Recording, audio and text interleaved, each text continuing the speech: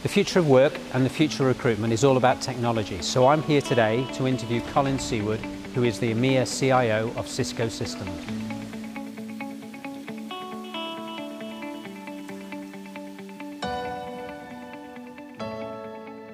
Do you think that's where the biggest skills gaps in the future exist, in the soft skills that the people within the organisation have, as opposed to the hard skills that you can train effectively? I think there will definitely in the future be a lot of gaps in both soft and hard skills, but I think soft skills is something which, if we can get people to develop, those will have a long life into the future. So if they know how to do creative thinking and to do problem solving and things like that, those are the sort of soft skills which I think will always be relevant in the future. Some of the harder skills will come and go as new technologies come through and so forth. So people will have to keep on refreshing their hard skills. The soft skills are things which should always be relevant and really good for people to develop a keen focus on. Would you like to share with us your thoughts on continuous learning? I think the challenge with continuous learning is we all intellectually think it's the right thing to do. But when you're in a project and you're reaching a deadline, it's very easy to start deprioritize learning. And with the skills and the technologies changing so fast in the industry, if you keep on deprioritizing it because there's another project deadline and you're busy and there's always something else you need to do, there comes a time when suddenly you're behind. And once you're behind, it's quite hard to catch up. Because if you're seriously behind, I mean, you may need to take 6 months to retrain. Sometimes to do a big change, you do need to spend some serious time to retrain. But a lot of the time, from where you are, you just need to add one new skill, and you can get to a different place. So how are you closing the skills gaps within Cisco that exist? So the way we're closing this skills gap in Cisco, and specifically I'm from Cisco IT, we have a workforce strategy for the IT organization as a whole, but we're really trying to address it on 3 different levels. So we look at the talent strategy for the individual, then within a team, and then within the organization. So what we're trying to do at the individual level is to put a framework in place. We have this 3 E's framework: education, exposure, and experience. So within that framework, to work out for the individual, how can they identify the skills they have at the moment, and then leveraging those 3 E's, how they continue to develop the skills which they need for the future, where it is they've decided they want to go. And then for that individual, how can you start to spot that I have these skills and there's a job over here that I could apply for because it has the same skills or it has one extra one, and I can start to look for opportunities for me to move my career around. So that's at the individual level. And then within the team level, we spend a lot of time with managers and leaders, helping them to think about how they work with their teams, looking at the skills for the team as a whole, looking at how you identify the strengths of different people within the team and encourage them to grow within their particular strengths.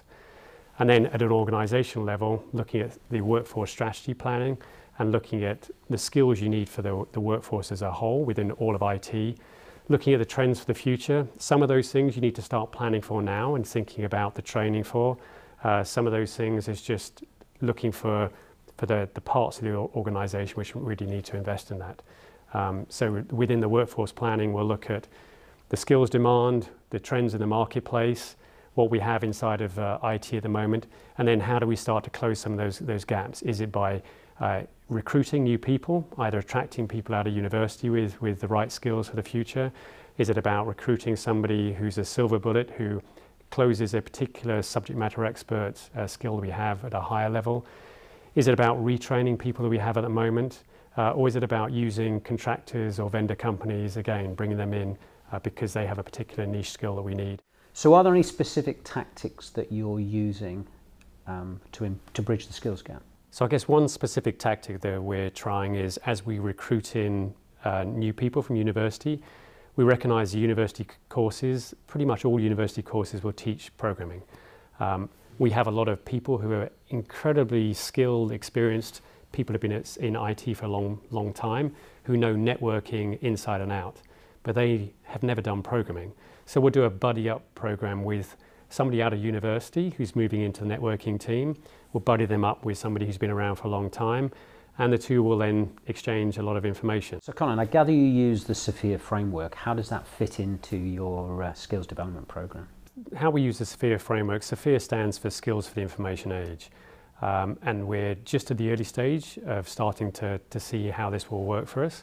But the way in which we're fitting it into things is we've rebuilt all the job profiles inside of IT, and we did that by going to a tool called Burning Glass, which has job postings sucked in from a lot of places across the internet. Burning Glass does a great job then of taking each of the job postings for different job roles, breaking out the skills in those job postings, and we then sucked in for some of our typical job roles that information from Burning Glass into another tool called Lexonis.